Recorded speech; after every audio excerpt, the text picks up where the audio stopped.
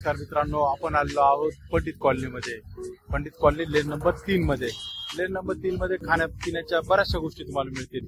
आणि या ठिकाणी सकाळी 7:30 वाजेपासूनच उपलब्ध असणार नाश्ता सेंटर आहे. या नाश्ता सेंटरचं नाव आहे मोरिया स्नॅक्स, गाळा नंबर 9. या ठिकाणी तुम्हाला दोघं मित्र आपल्याला वेगवेगळ्या प्रकारचे खाद्यपदार्थ या ठिकाणी विकताना दिसतील. आणि या ठिकाणी अवेलेबल असणारे जे खाद्यपदार्थ आहे त्यांचे जे नाव सांगायचे ठरले तर खमण ढोकळा, इडली सांबर, मेंदूवडा सांबर, कांदा पोहे, उपमा मिक्स, आलू पराठा या ठिकाणी तुम्हाला मिळेल. त्याच्यानंतर व्हेज पुलाव, भाजी पोळी, एक भाजी 4 पोळ्या, साबुदाणा खिचडी, उपमा उपीट, कांदा पोहे, चना रस्सा. तसेच या ठिकाणी आपण आता बोलूया हॉटेल मालकांशी. तर नाव काय? आणि या ठिकाणी तुम्ही किती वर्षापासून आहात? 4.5 आणि तुम्ही एकशे सांभाळता का दोघं सांभाळता? आपण 4.5 वर्ष आलेली आहे शॉपमध्ये. या अगोदर पण आम्ही कॉलेजला एक 8 वर्ष 8 व्यवसाय केलेला आहे.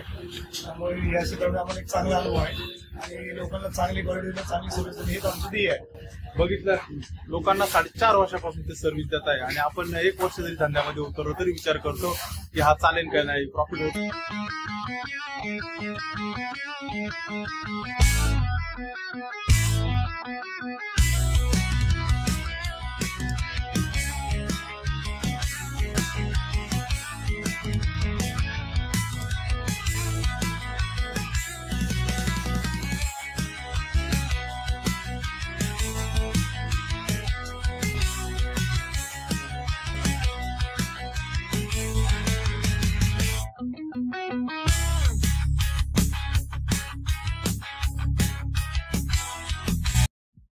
तुम्हाला सांगेल, बसण्यासाठी प्रशस्त अशी जागा या ठिकाणी आहे.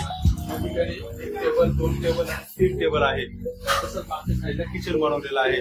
आणि या ठिकाणी पूर्णपणे जेवढे काही पदार्थ तुम्हाला मिळतील ते ताजे आणि स्वच्छ जागेत बनवलेले मिळतील. तसेच वरती देखील बसण्यासाठी जागा आहे. तर आपण जाऊया वरती.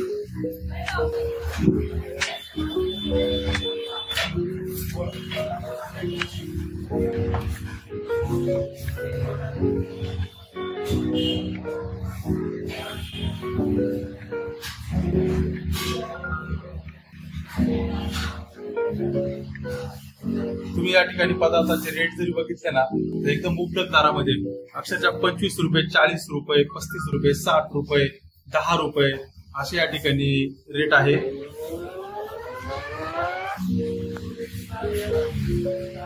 मागच्या 4.5 वर्षापासून मोरिया स्नॅक या ठिकाणी चालू होत आहे. आणि या ठिकाणी लोकांच्या जिभेची चव आणि पोटाची भूक भागवत आहे. तर आपण आज या ठिकाणी यांना भेट दिलेली आहे. तर अजून ते याच्यामध्ये इम्प्रुव्हमेंट करण्याचा प्रयत्न करताय. पण धंद्याच्या हिशोबाने म्हटलं तर 4.5 वर्ष हा मोठा पिरियड आहे.